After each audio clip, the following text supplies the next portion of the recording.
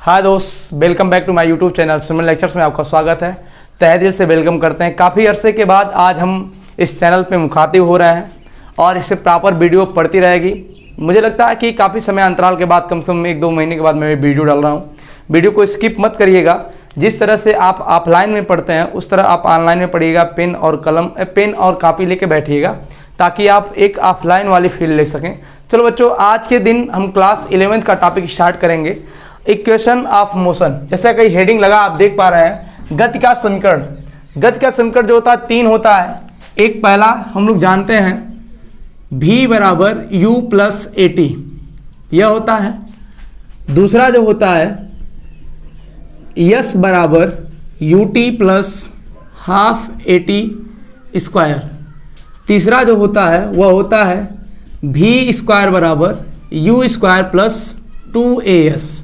इन तीनों समीकरणों पर कंपटीशन से लगाए आपके स्कूल या बोर्ड तक सवाल पूछे जाते हैं। तो बच्चों, कभी कभी आपके होम एग्जामिनेशन में, स्कूल वाले एग्जामिनेशन में कभी कभी इसका डेरिवेशन पूछ देता है और बच्चे कंफ्यूज हो जाते हैं।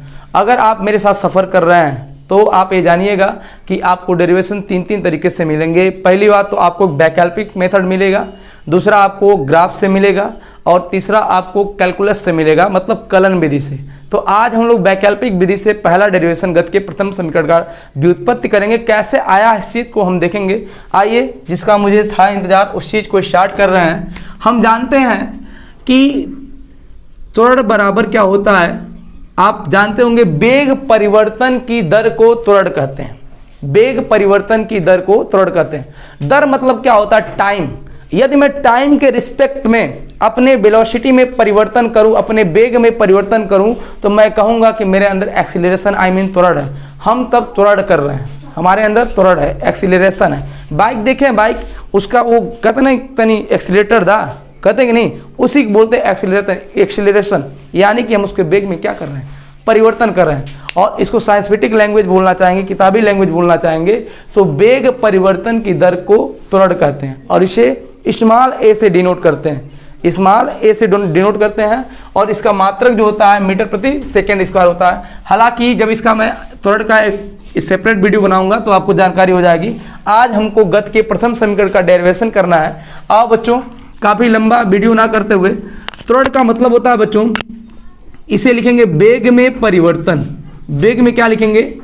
परिवर्तन बट्टे क्या? समय। वेग में परिवर्तन बट्टे समय।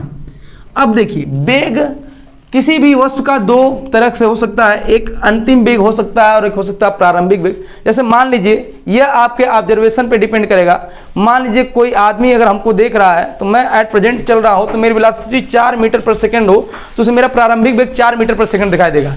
लेकिन मान लीजिए कुछ समय बाद मेरा वेग 10 मीटर प्रति सेकंड हो जाए तो उसको मेरा अंतिम वेग क्या दिखाई देगा? 10 मीटर पर सेकंड दिखाई देगा। तो यह डिपेंड करता है कि आप ऑब्जर्व कहाँ से कर रहे हैं। क्लियर है? आइए, अगर मैं इसको समझाना चाहूँ तो यस का मतलब होता है दूरी, भी का मतलब होता है अंतिम वेग, यू का मतलब होता है प्रारंभिक वेग, ए का मतलब होता है त्वरण और टी का मतलब होता है समय। ये संकेतों का सामान्य अर्थ है बच्चों, इसको आप केयर करिएगा। अब देखिए, वेग में परिवर्तन, मान लीजिए कि कोई वस्तु है यहां से यहां तक, मैं यहां पॉइंट ए से चलना शुरू किया, ध्यान देना बच्चों, और मैं यहां पॉइंट बी तक पहुंचा।